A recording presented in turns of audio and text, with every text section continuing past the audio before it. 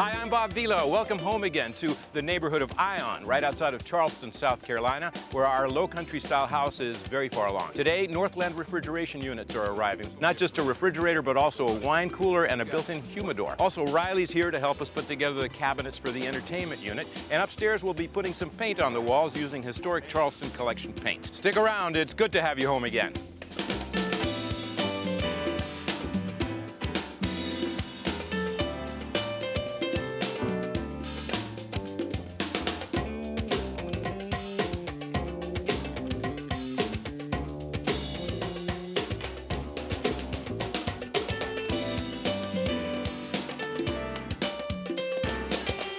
Let's get started with our general contractor, Kevin Kalman. Hey, Kevin. Hi, Bob. This is looking good. We're finally getting cabinets in place, huh? We're setting them today and hope to have some appliances show up here in a little bit. Are they cherry?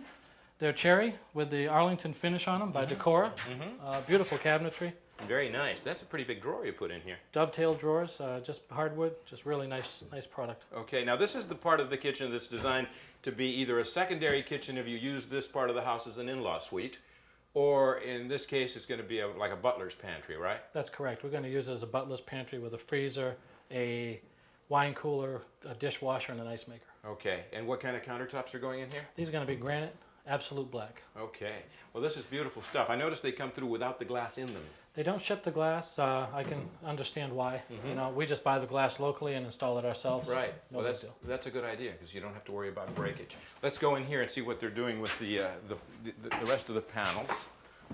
Now this is an end panel for where the refrigeration unit is going. That's correct. And what are we doing here? What are we gluing at the last minute? Don's gluing up the biscuits. We're putting a filler on the end of this refrigerator panel, and we'll install it and stand it vertical and tack it in place. Now, is the filler because we needed the extra height for this refrigeration equipment? These are tall ceilings, 10 foot, Yeah. so we need a full 8-foot height panel.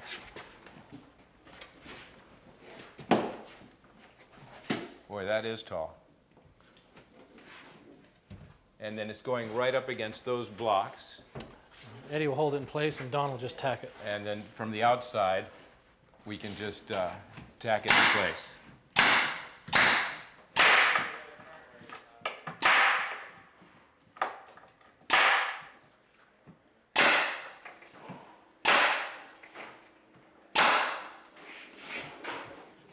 These Northland refrigerator units, I guess they're basically commercial equipment, right? That's correct.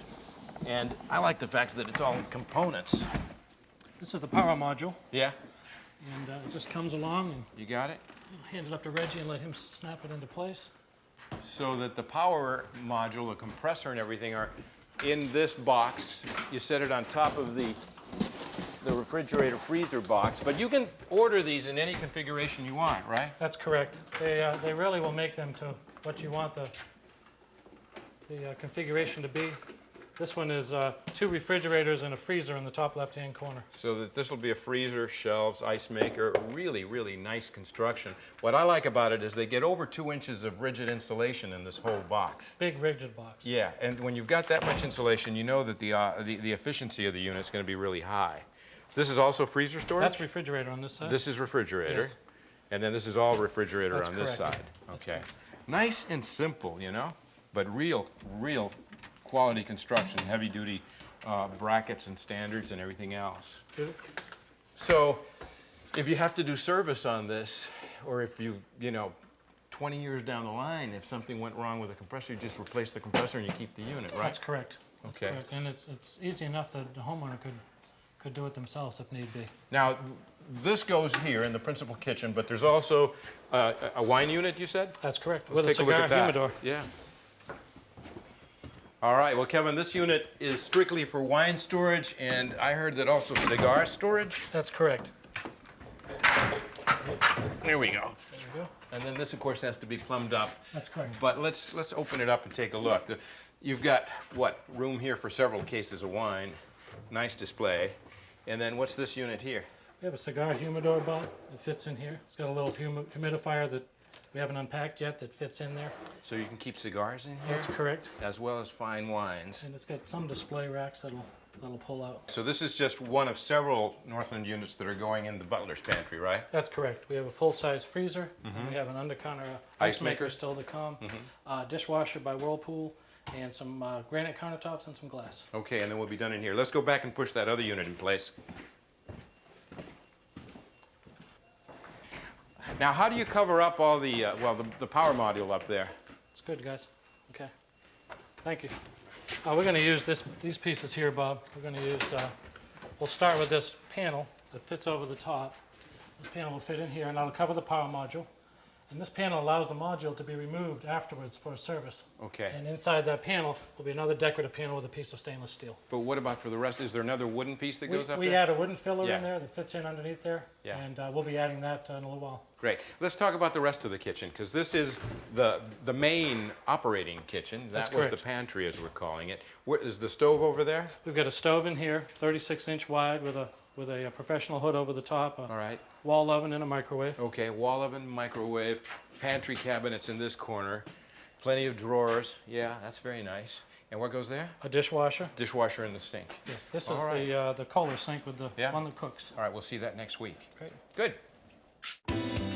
Next, the painters will be using historic Charleston colors on the second floor, so stick around.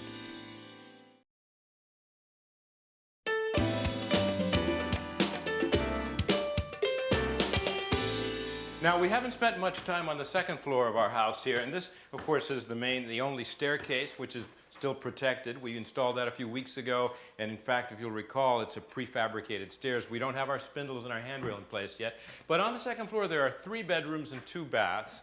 This is the larger one, which has a walk-in closet and a bath and a very tall painter. Richard is 6 feet 9 inches tall, so he hardly ever uses a ladder. The nice color in here is called cornmeal, and it's from the historic Charleston paint collection. And it really, really impacts the eye with this particular trim color. And then everything that we see around here is called Gibbs Wharf, which is named after one of the historic houses here. And you can see it's a very neutral kind of beige, but it too has an impact. Is that a latex? Yeah, Bob, it is latex. Okay, so is it going to be a flat or a semi? No, it'll be an eggshell. An eggshell. Yeah, it's washable, it's real durable. Mm-hmm. Real good material to use. Especially in bathrooms and kitchens, an eggshell is always a good choice because it does wash down pretty well. Look at that. Okay, and then the next room over to the left is really one of 2 rooms that are more or less aimed at being children's rooms because of the size, but nice corner locations, 2 windows, and plenty of ventilation. And in the 3rd bedroom, which is painted green, we'll find Matt Green, our painting contractor. Hey, how are you? Good. Getting it all done at once, huh? Oh, yeah. All right, now this color here is called, what was it, Romney? This is Romney. It's another one of the historic Charleston collection, and it's very nice. It's kind of like a sagey green. Yeah. So you're about to get started on the woodwork, but I know that you've got a suggestion on making your own paint pails. Well, basically what we do is we take a can and we take a 5-in-1, which is a painter's tool. Now look here first, because the idea is to have a paint pail that doesn't have a rim or an edge at the top.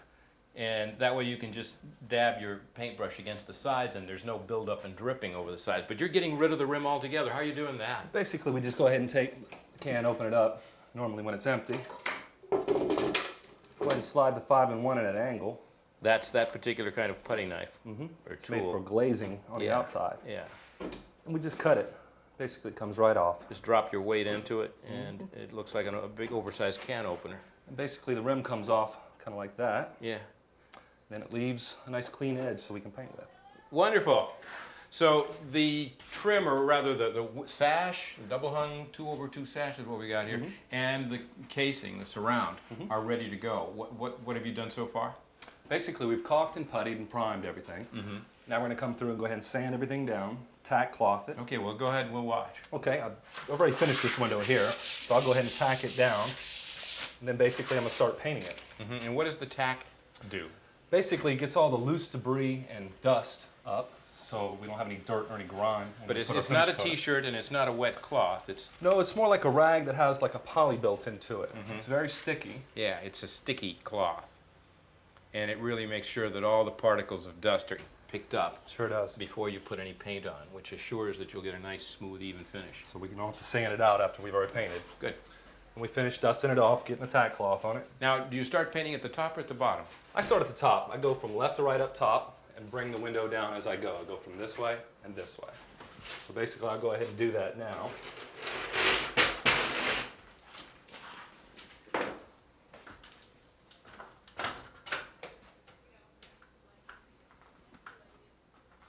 This way I only have to move my ladder one time.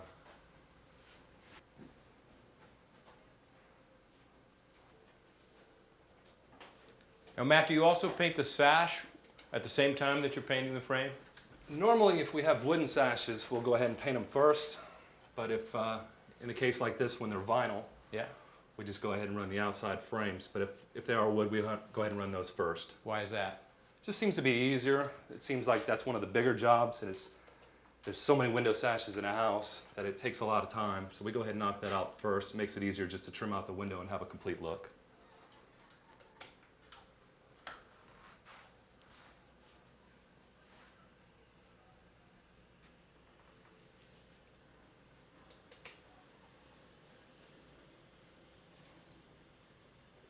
Okay.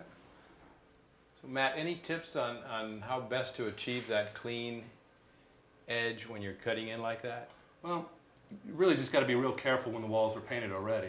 Yeah. One tip that I do have, though, is when you're done putting your finish coats on and the house is all complete, to go ahead and put a finished bead of caulk in any areas, because it leaves a straight line and it separates the wall from the trim. Mm-hmm. So if you have any wavy marks on either of the paint colors, it makes a straight, nice edge. Yeah, it's also good not to overload your brush when you're doing this. Yes.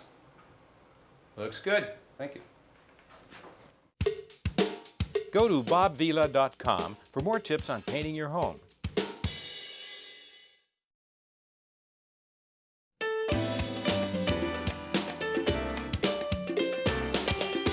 Well, we're in the family room where we're going to be hanging some cabinets. And Kevin, can you tell us a little bit about what cabinets we got going here? We've got entertainment center we're putting together, Bob, with our decor cabinetry. And as you can see on the plan, we've got some base cabinets Right. to fit down and through here, all individual units that we'll put together. And up top, our TV fits in the middle section with some shelving on each side. Okay, I guess that's why we've got this little jog here, just so that we've got a nice big cabinet here to support that television. Bigger TVs every year. seems Yeah. like, so. Really? Okay, so what we've already done is set the cabinet bases in place, because we've got a toe kick that we want to put underneath these. And we've already scribed a line, we want to scribe a line on the floor here. And once we've done that, we'll pull these out, and then we're going to build the toe kick 3 inches back of that line. That's our next move. Okay. These cabinets all came separate. We took these two in ones and put them together just to make them easy to maneuver. Okay, we've got this 3-inch material, and we'll just use that, lay it on our line we've just put on the floor. And that's going to be the point at which we build our toe kick.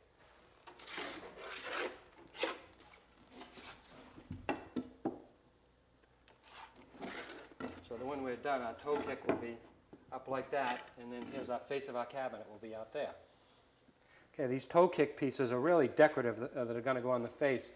What's going to hold up the cabinet are these 2x that we've ripped down. Actually, they're 4 1/4 inches wide, because that's what the toe kick is. We've ripped them out of 2x6s.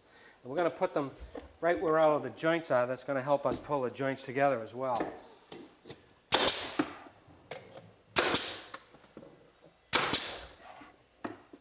That's that.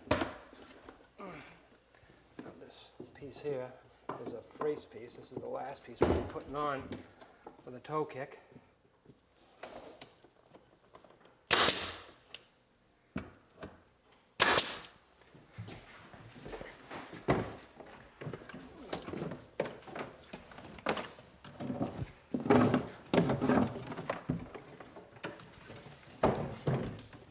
Okay, I'm going to get it centered.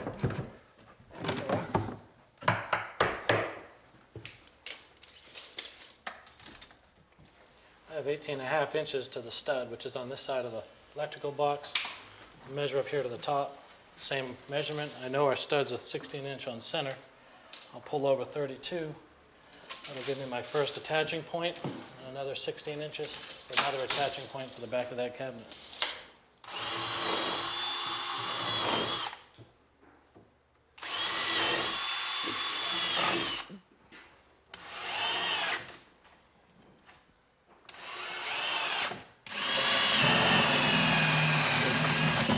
You're just drilling holes in the corner so you can get the jigsaw blade in there? Yeah, if we drill 4 holes, we can actually hit it with the small circular saw. Oh, good.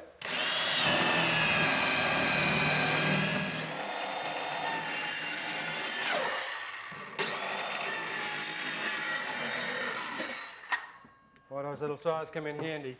If that's in the right spot, we should be able to fit this right in.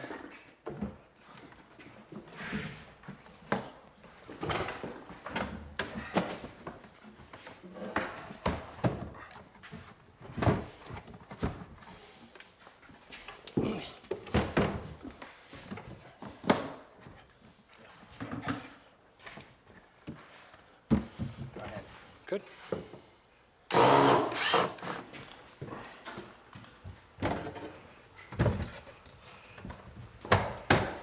Oh yeah.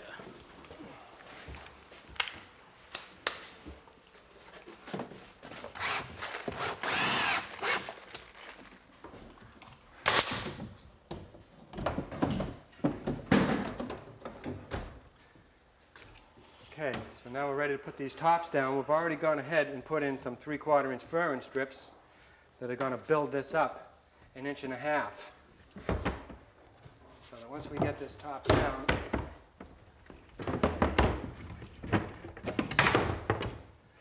we'll be facing it off with a nice piece of trim, 1.5 inches. That'll go right on the face, just like that.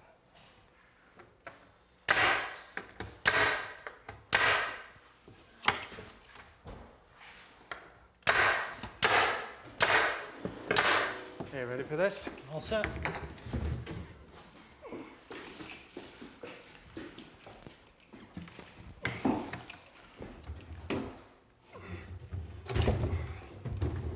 Okay. How are we looking? Whoops. Get back.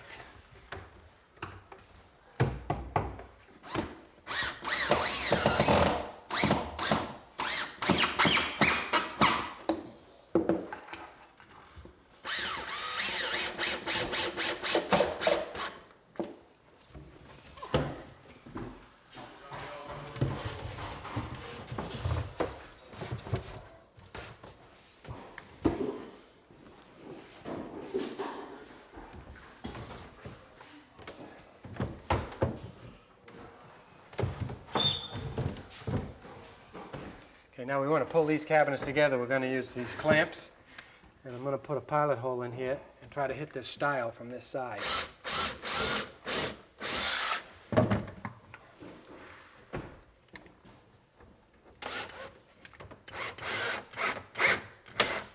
Good, that felt like it grabbed. Okay, we're just going to put 3 screws in here.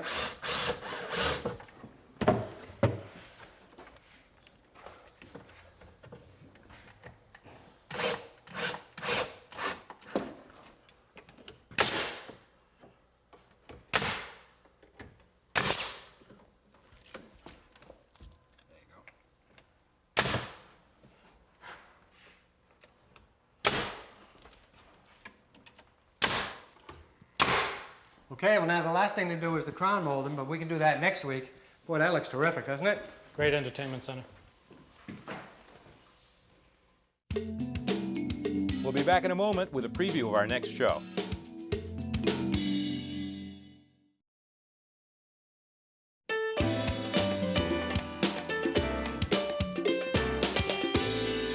Well, this place is almost finished, but that's a wrap for today. Come home again next time when we'll be installing beautiful reclaimed pine floors, adding final touches to the staircase, and we'll be touring the finished upstairs bedrooms, furnished with beautiful antique and reproduction furniture.